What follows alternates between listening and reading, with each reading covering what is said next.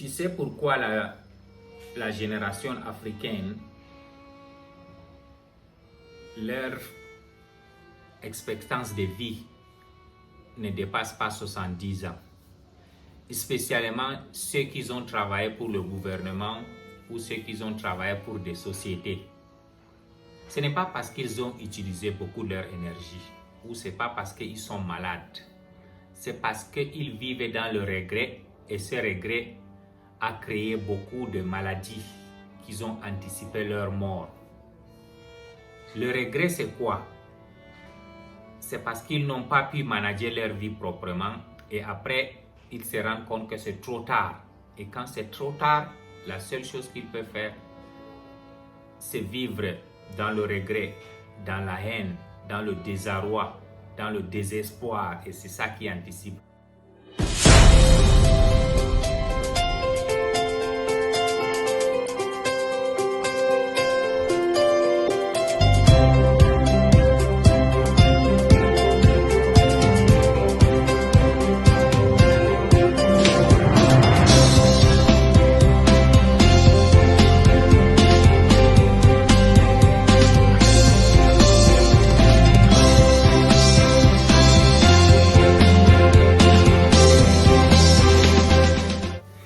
Bienvenue sur Develop Africa.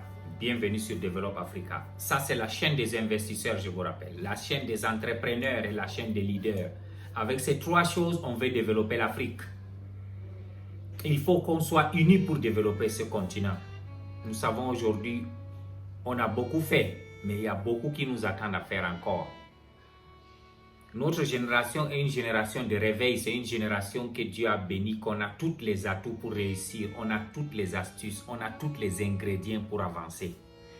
On a toutes les informations, c'est que nos parents n'avaient pas eu la chance. Avant, pour trouver l'information, c'est difficile, mais aujourd'hui, toute personne qui veut l'éducation et l'information pour son développement personnel, pour l'entrepreneuriat, pour l'investissement, c'est facile quand tu es décidé.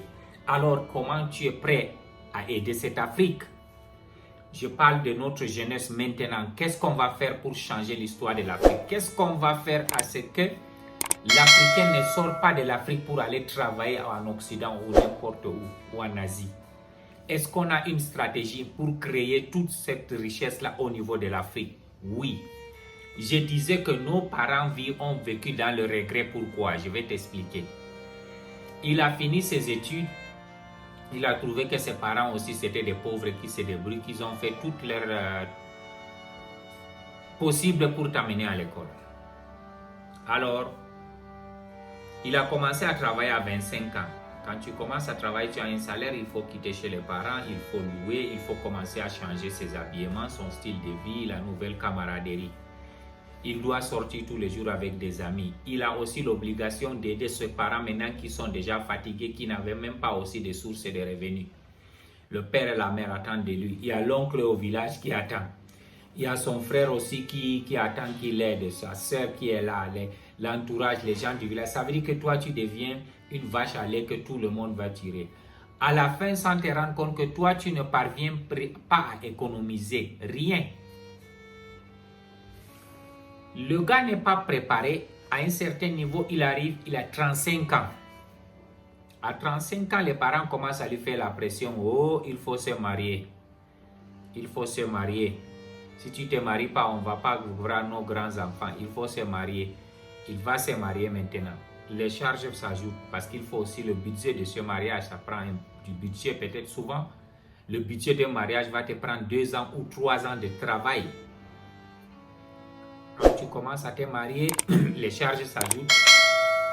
Tu commences à faire des enfants et tu te retrouves, tu as 3 enfants. Maintenant, tu as une famille de 5.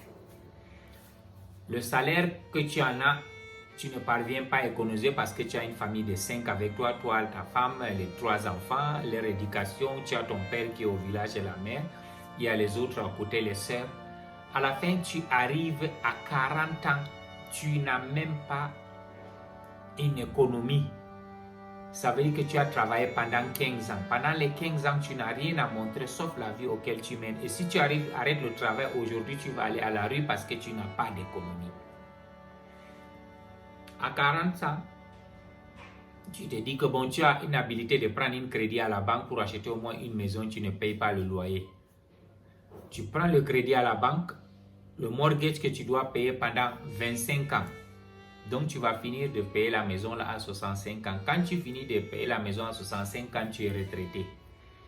Peut-être que tu as les moyens d'envoyer les enfants à l'université ou des fois, tu n'as même pas de ces moyens-là. Les enfants vont se débrouiller. Maintenant, quand tu vas à la retraite, ta pension salariale, là, après ta retraite, ne peut pas maintenir le rythme de vie auquel tu vivais avant. Déjà, c'est un nouveau stress qui se crée dans ta vie parce que tu ne peux pas résister à ce genre de vie. 1. De 2, tu n'as pas quoi à montrer, tu n'as pas une source de revenus. Maintenant, l'entourage auquel tu vis maintenant commence à te blâmer pour dire que tu as travaillé toute ta vie. Tu n'as rien fait. Tu n'as rien fait de ta vie. Tu es une faillite. Tu n'es même pas l'exemple de la communauté. Cette haine-là, la haine, le regret, le désespoir commence à te créer des maladies impossibles dans ton corps.